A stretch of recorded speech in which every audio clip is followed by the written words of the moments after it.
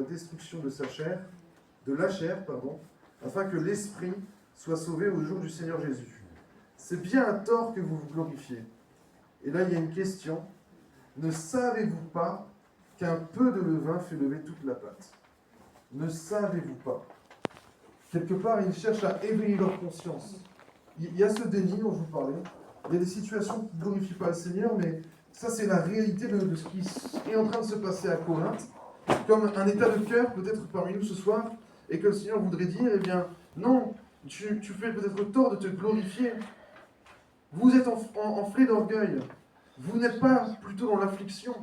Je crois que, et plaise à Dieu que ça n'arrive pas, et ce n'est pas lieu au milieu de nous, mais je crois que si quelqu'un devait prendre sa belle-mère au milieu de nous, eh bien, j'ose croire que ça nous attristerait, n'est-ce pas? Enfin, je le crois. Imaginez une telle situation. En tout cas, c'est la parole de Dieu. C'est ce qu'ont vécu les Corinthiens. Vous imaginez la détresse dans laquelle aurait dû se trouver cette assemblée? Enfin, je pense. Vous me faites peur. Réagissez. Imaginez la détresse spirituelle qui aurait dû les gagner. On les imaginerait plutôt en train de plier le genou dans la présence de Dieu et de dire, Seigneur, mais qu'est-ce qu'on a loupé pour en arriver là?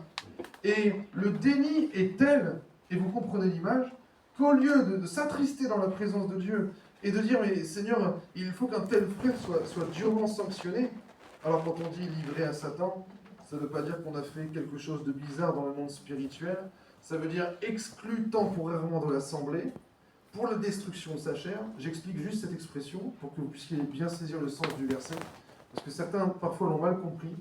Paul n'est pas en train de le livrer à Satan pour l'éternité, mais pour la destruction de sa chair. Ça veut dire qu'il faut que ce qui est charnel en lui soit complètement détruit dans le monde, en le livrant tout à nouveau au monde, exclu de l'assemblée temporairement, afin que l'esprit